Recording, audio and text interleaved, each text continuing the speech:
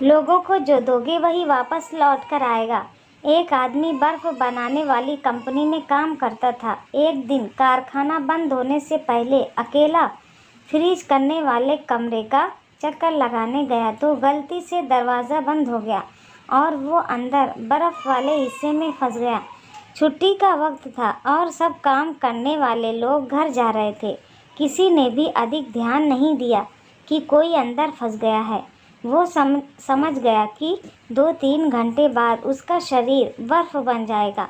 अब जब मौत सामने नज़र आने लगी तो मालिक को सच्चे मन से याद करने लगा, अपने कर्मों की क्षमा मांगने लगा और कहा, मालिक, अगर मैंने ज़िंदगी में कोई एक काम भी मानवता व धर्म का किया है तो तुम मुझे यहाँ से बाहर निकालो।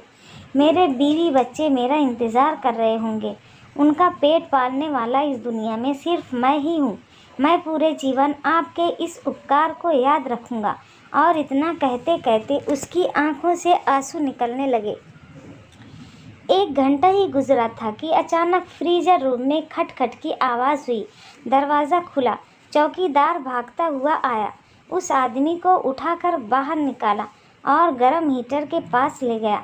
उसकी हालत कुछ देर बाद ठीक हुई तो उसने चौकीदार से पूछा, आप अंदर कैसे आए? चौकीदार बोला कि साहब, मैं 20 साल से यहाँ काम कर रहा हूँ। इस कारखाने में काम करते हुए हर रोज़ सैकड़ों मजदूर और ऑफिसर कारखाने में आते जाते हैं।